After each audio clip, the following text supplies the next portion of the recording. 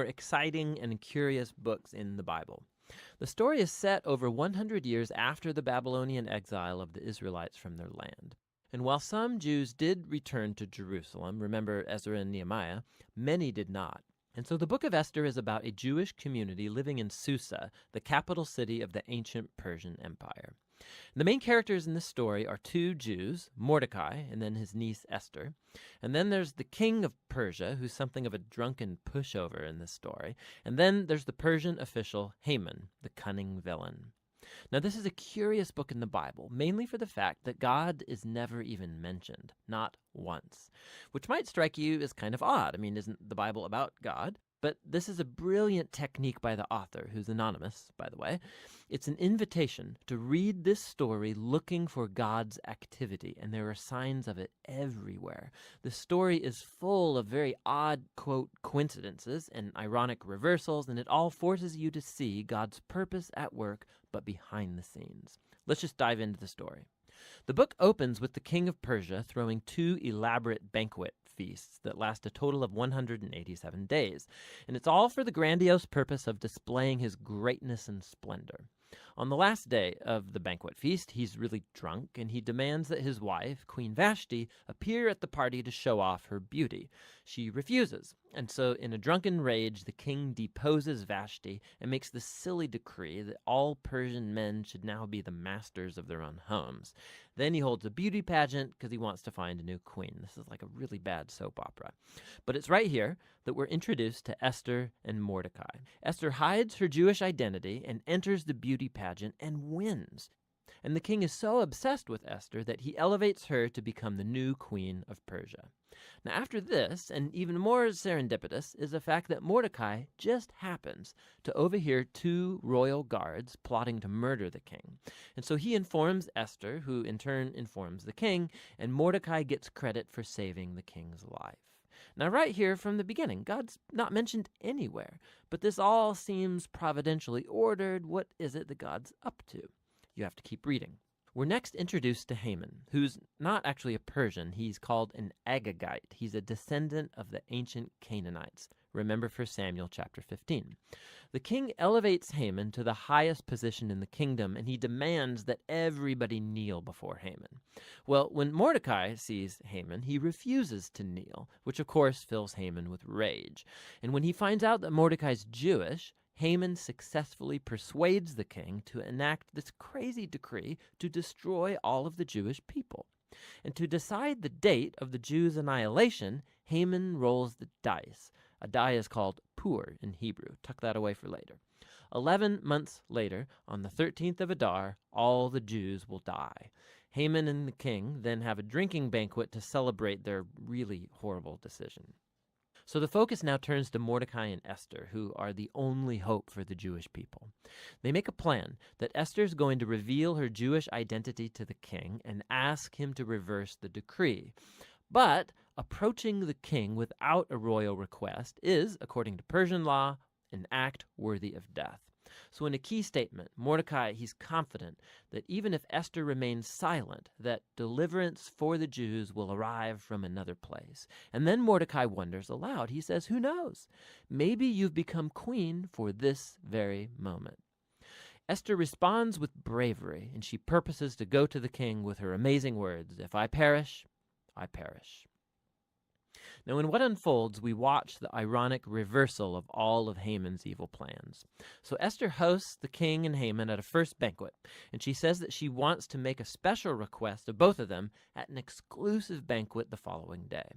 So Haman leaves the banquet totally drunk, and he sees Mordecai in the street. He fumes with anger, and he orders that a tall stake be built so that Mordecai can be impaled upon it in the morning. It seems like things can't get any worse for the Jews and for Mordecai. But all of a sudden, the story pivots. It just so happens that night, the king, he can't sleep, and he has the royal chronicles read to him for good bedtime reading, and he just happens to hear about how Mordecai had saved the king's life. He had totally forgotten. So in the morning, Haman enters to request Mordecai's execution, and the king in that moment orders Haman to honor Mordecai publicly for saving his life. So now Haman has to lead Mordecai around the city on a royal horse, telling everyone to praise him. Now this moment in the story, it's a pivot for the whole book. It begins Haman's downfall and Mordecai's rise to power. Watch how this works. The day after is Esther's second banquet. So the king and Haman arrive, and Esther informs the king that first of all she's Jewish, and second that Haman has enacted a decree to murder her and to murder Mordecai, who saved his life, and to murder all of the Jews. Now the king's had a lot to drink, so when he hears this news, he goes into yet one more drunken rage, and he orders that Haman be impaled on the very stake he made for Mordecai. It's ironic and a grisly way for Haman to go. Haman's execution, however, doesn't solve the problem of the decree to kill all of the Jews. So the focus now turns to Esther and Mordecai as they make a plan to reverse the decree. They discover that the king can't revoke a decree that he's already made. So instead, the king commissions Mordecai to issue a counter decree. On the appointed day that all of the Jews were supposed to be killed, the 13th of Adar, now the Jews are ordered to defend themselves and to destroy any who plotted to kill them. Then Mordecai, Esther, and Jews everywhere hold banquets and feasts to celebrate this new decree, and Mordecai is elevated to a seat beside the king. Eventually, the decreed day comes, and the Jews triumph over their enemies. First, they destroy Haman's family, and then any other Persian officials who had joined in Haman's plot. And then on a second day, they get permission to destroy any who plotted against them throughout the entire kingdom. This results in joy and celebration as the Jews are rescued from annihilation. The story then tells about how Esther and Mordecai established by decree this annual 2-day feast of Purim to commemorate their deliverance from destruction. And the name of the feast comes from Haman's dice. Remember, Purim. The book concludes with a short epilogue as Mordecai is elevated to second in command in the kingdom, and we are told now of his royal greatness and splendor as the Jews thrive in exile. Now, step back. Notice how this whole story has been designed. The story was full of moments of ironic reversal, but we can now see the whole story is structured as an ironic reversal, right down to the details. So the king's splendor and feasts and decrees are mirrored by Mordecai's splendor and feasts and decrees at the end. Esther and Mordecai, they first saved the king, but now in the end they save all of the Jews. Then you have Haman's elevation and edicts and banquet that gets reversed by Mordecai's elevation and edict and banquet. And then at the center you have Esther and Mordecai's planning scenes, and then Esther's 2 banquets that act as a frame around the greatest moment of reversal in the whole story: Haman's humiliation and Mordecai's exaltation. Beautiful. Another fascinating feature of this book is the moral ambiguity of the characters. There's a lot of drinking and anger and sex and murder, of which Mordecai and Esther are a part. Not to mention their violation of many commands in the Torah, like marrying Gentiles or eating impure foods. And so the story's not putting Mordecai and Esther forward as moral examples, as if it endorses all of their behavior. But they are put forward as models of trust and hope when things get really bad. And so the book of Esther comes back to that question with which we began: why God is not mentioned. The message of this book seems to be that when God seems absent, when his people are in exile, when they're unfaithful to the Torah, does this mean that God is done with Israel? Has God abandoned his promises? And the book of Esther says no. It invites us to see that God can and does work in the real mess and moral ambiguity of human history, and he uses the faithfulness of even morally compromised people to accomplish his purposes. And so the book of Esther asks us to be willing to trust God's providence even when we can't see it working, and to hope that no matter how bad things get, God is committed to redeeming his world. And that's what the book of Esther is all about.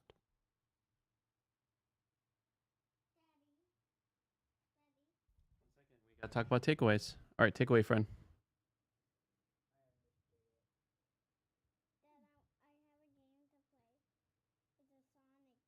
Torah does. All right, so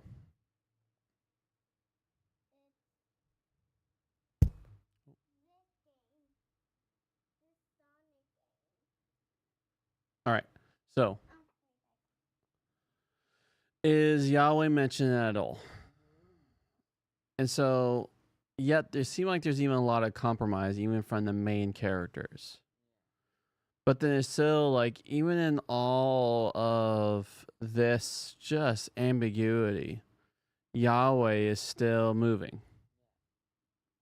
still keeping his promise, keeping his seed alive to bless the nations. All right, friend, we can start. Daddy, Yeah? I want to play this Sonic game. All right.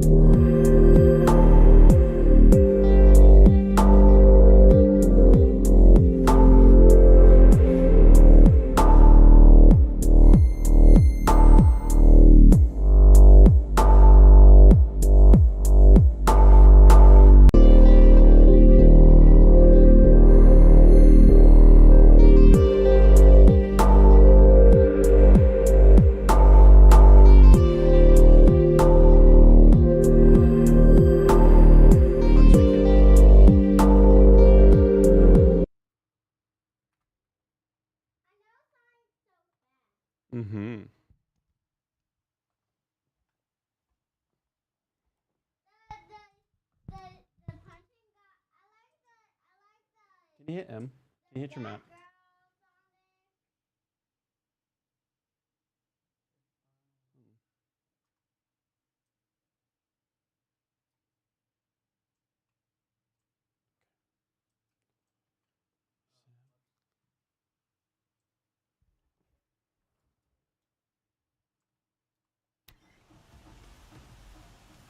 Ah, vamos então negociar este.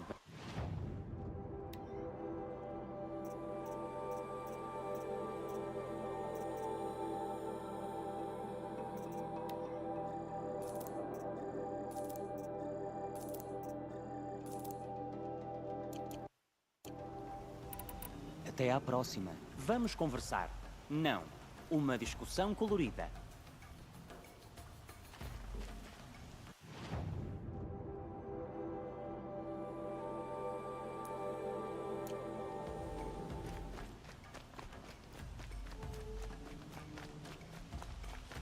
Já ouviste aquela sobre o javali e o ruminante?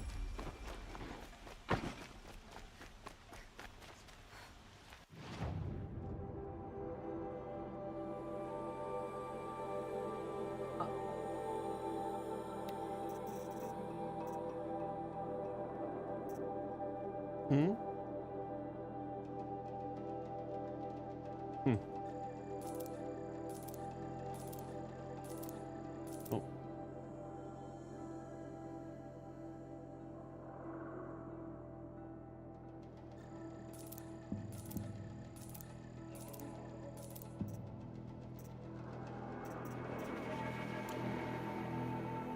São sempre os que menos se espera.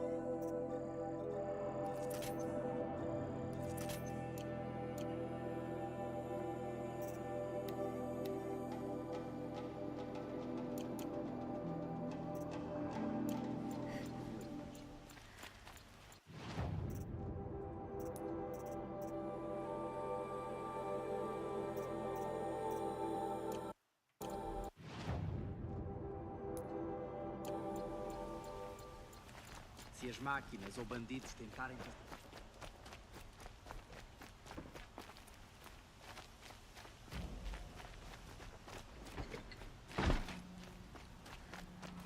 Sim. Sim, sim.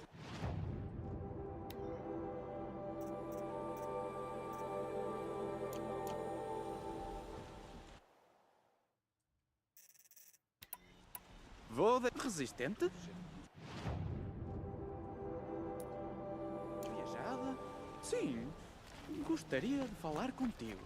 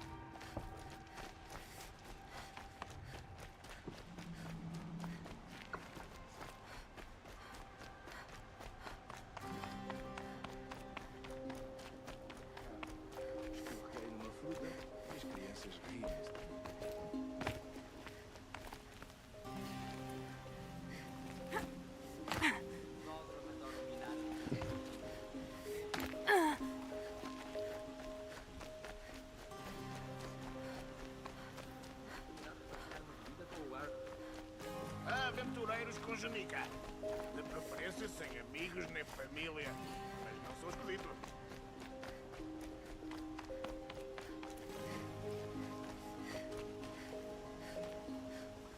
H-O-R-I-Z-O-N.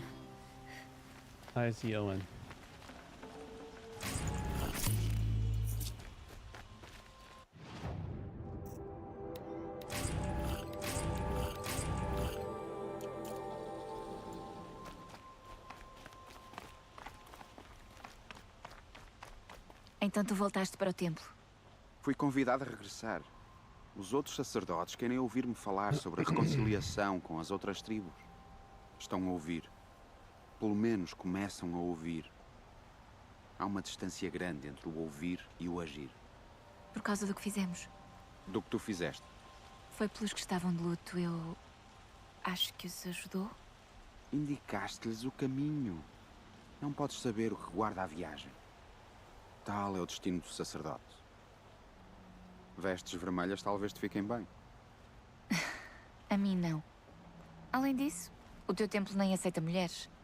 Ganharíamos em fazê-lo. Vai pela luz, minha amiga. E deixa o sol iluminar o teu caminho. Obrigada, Naman. Para onde vou, devo vir a precisar de toda a luz que conseguir.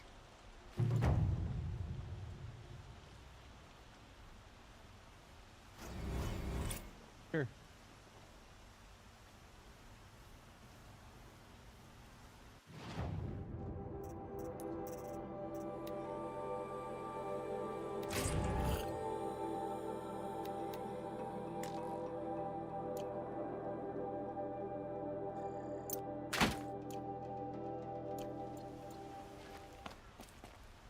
Okay. Start over. Mm-hmm.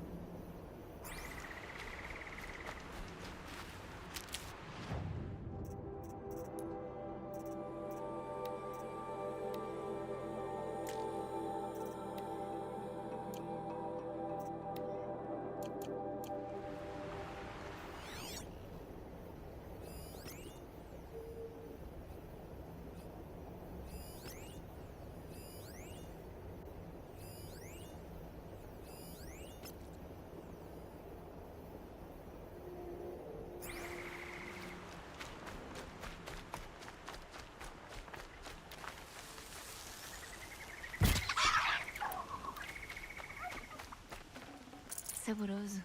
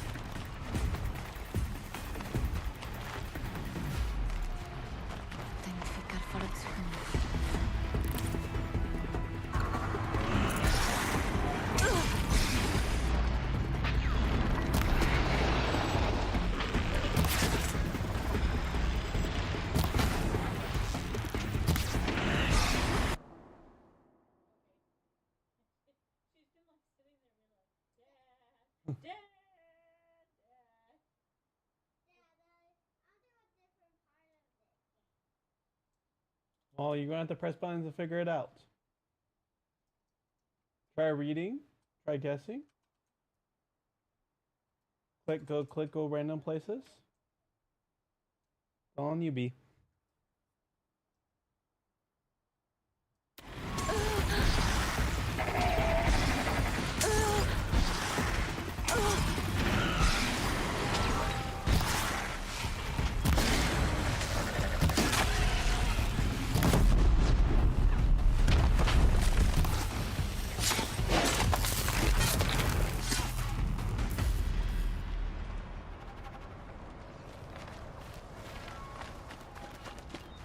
Levo estes para a viagem.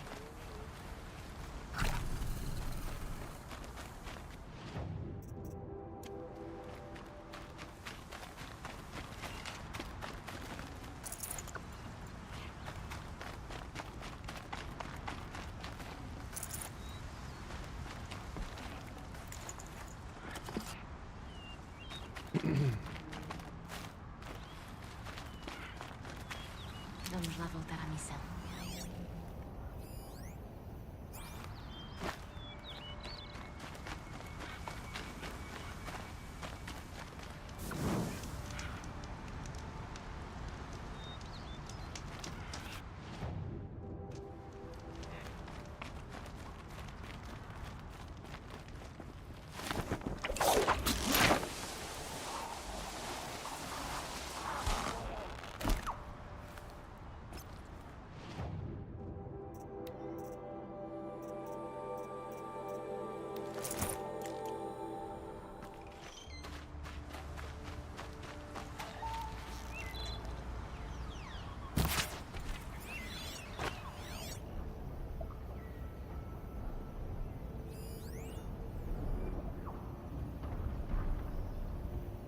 Devo estar a aproximar-me do sinal.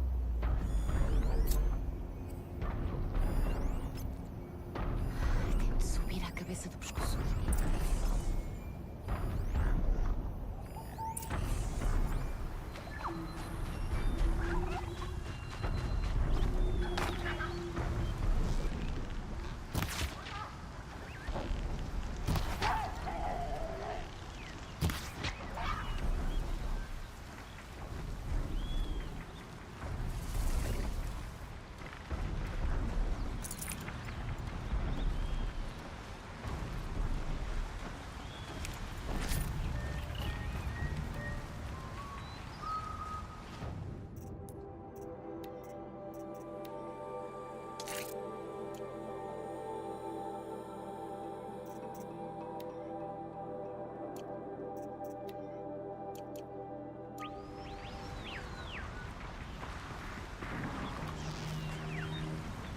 Consigo sair.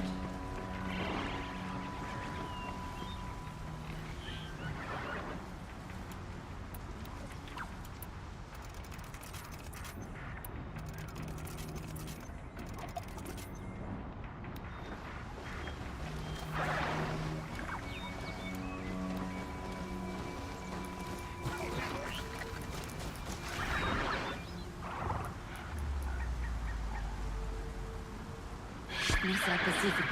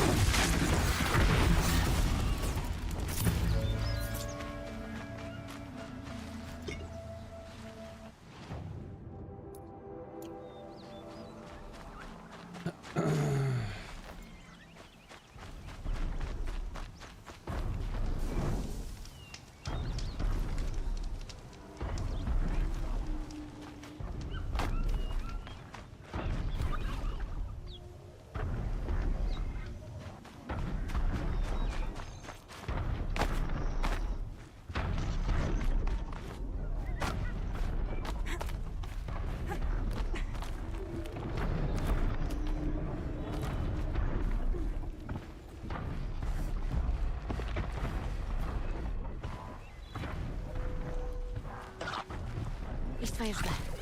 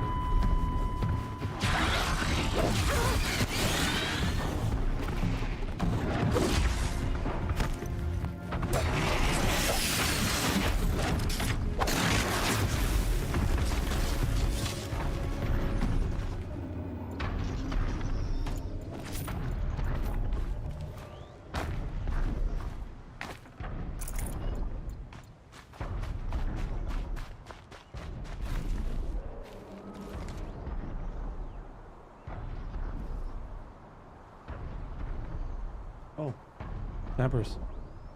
Já posso relaxar um pouco.